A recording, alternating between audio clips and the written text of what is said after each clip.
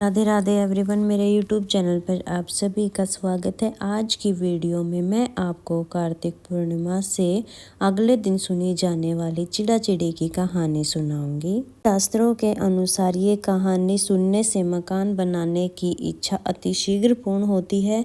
अगर आप मकान बनाने का विचार कर रहे हैं या मकान बनाना चाहते हैं तो ये कहानी आप ज़रूर सुनिएगा ताकि आपकी भी मकान बनाने की इच्छा जल्द पूर्ण हो जाए। कार्तिक स्नान जो करते हैं वो तो ये कहानी ज़रूर सुनते ही हैं, लेकिन अगर आपने कार्तिक स्नान नहीं भी किया है तो आप भी अपनी मकान बनाने की इच्छा पूर्ण करने के लिए ये कहानी ज़रूर सुनिएगा। कार्तिक पूर्णिमा के अगले दिन यहाँ पर भी ये कहानी सुनेंगे। उस जगह को अच्छे से साफ कर लीजिएगा। साफ करके फिर हम यहाँ पर घर बना लेंगे। आटे से या चावल से ये घर बना सकते हैं। फर्श को साफ करके हमें ये घर बनाना है। अगर आपके आसपास मंदिर है तो वहाँ पर भी आप घर बना सकते हैं, या आप मंदिर नहीं जा पाते हैं तो आप अपने घर पर ही इस तरह से घर बना लीजिएगा। उसके बाद कहानी सुनिएगा। जितना बड़ा मकान आप बनाना चाहते हैं उतना बड़ा हमें मकान बनाना है। मकान के बीच में हमें चिड़ा चिड़ी को बिठाना है, तो आटे से हम चिड़ा चिड़ी बना लेंगे। यहाँ कोई विशेष आकृति देने की ज़रूरत नहीं है। ऐसा लगना चाहिए जैसे कोई चिड़ा और चिड़िया बैठे हुए हैं।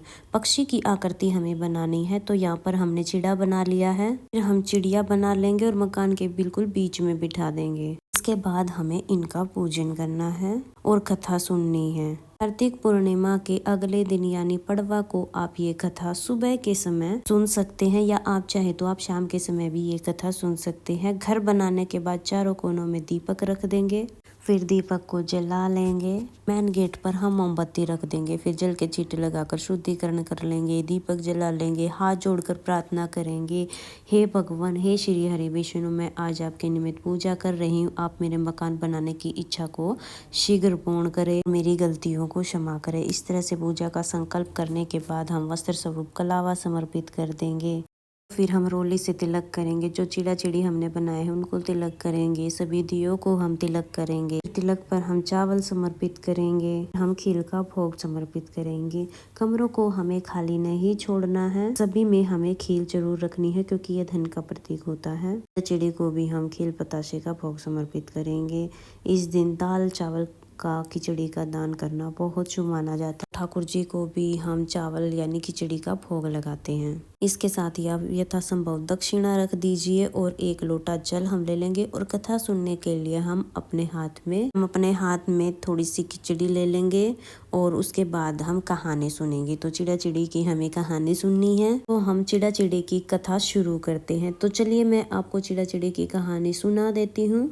बहुत समय पहले की बात है। 4 चिड़िया, चारों आपस में सहेलियाँ थी। चारों कार्तिक स्नान करती थी। आई पड़वा, चारों ने सोचा चलो खिचड़ी बनाएं।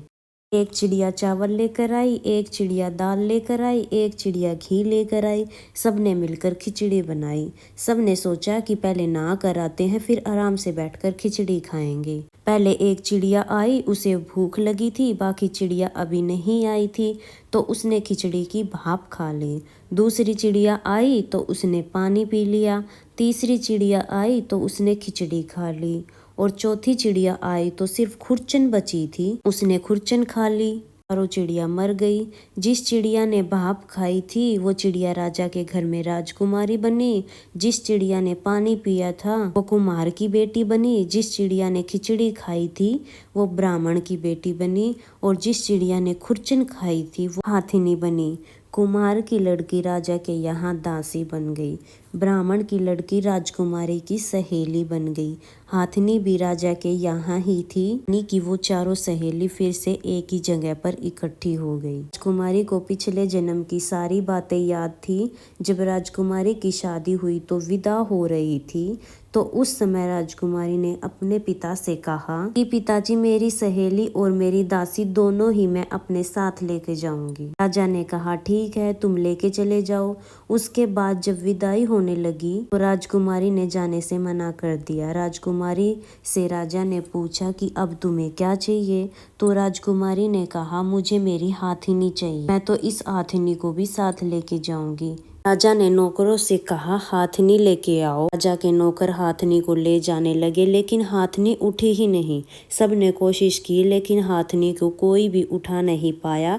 तब राजकुमारी ने कहा कि मैं इस हाथनी को उठाऊंगी। राजकुमारी हाथनी के पास गई और उसके कान में पिछले जन्म की बात कही, जिसे सुनकर हाथनी उठकर खड़ी हो गई।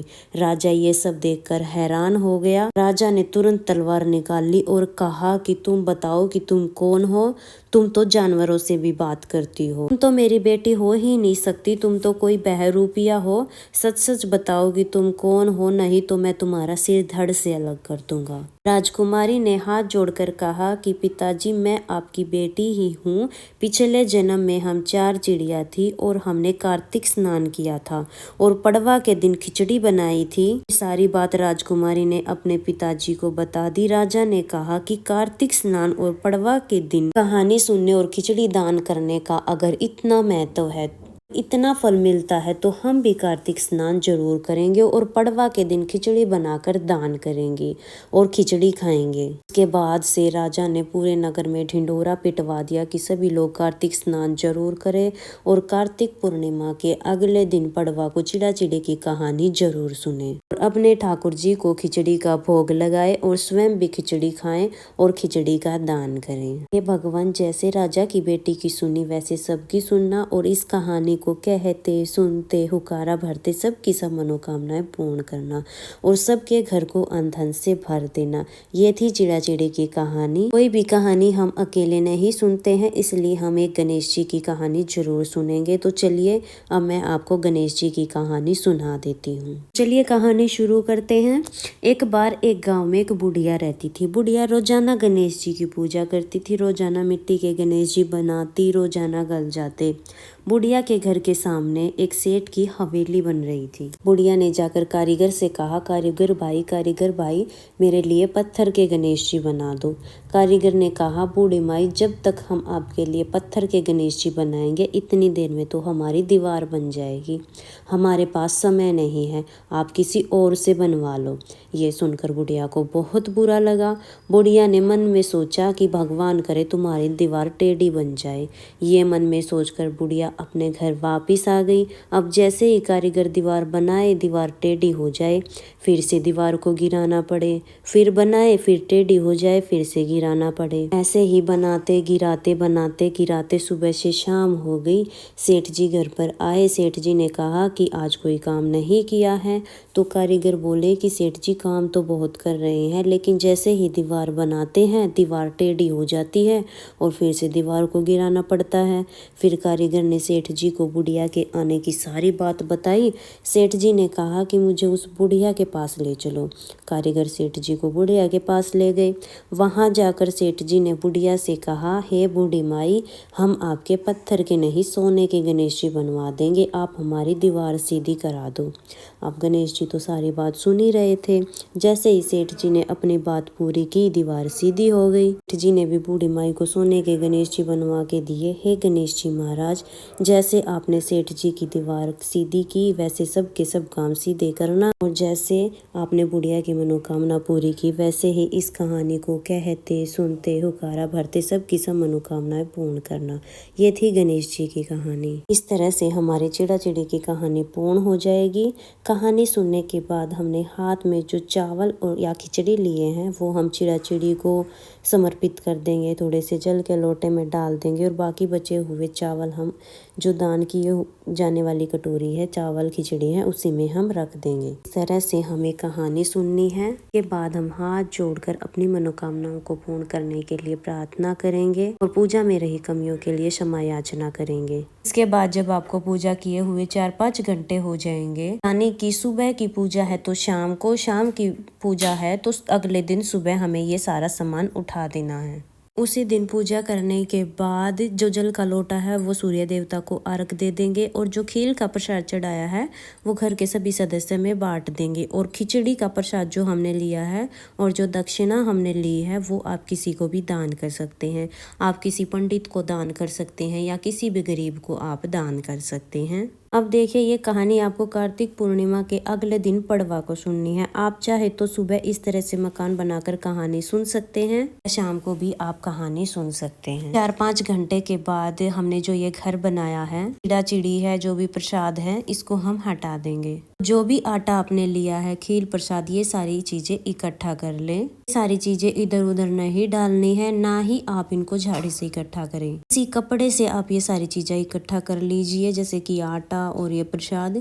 सब चीजें इकट्ठा करने के बाद आप ये चींटियों को खिला सकते हैं। आप चाहे तो आप इसे गाय को खिला सकते हैं, या फिर आपके आसपास में कोई तालाब है, आप मछलियों को भी खिला सकते हैं। इस तरह से हमें घर को उठाना है। और अगर आपने मंदिर वगैरह में घर बनाया है तो फिर आपको उठाना नहीं है, फिर आप ऐसे ही घर बनाकर आ जाइए। शास्त्रों के अनुसार जो भी इस घर को बनाता है, उसका घर बनने की जो कामना है वो बहुत जल्द पूर्ण होती है।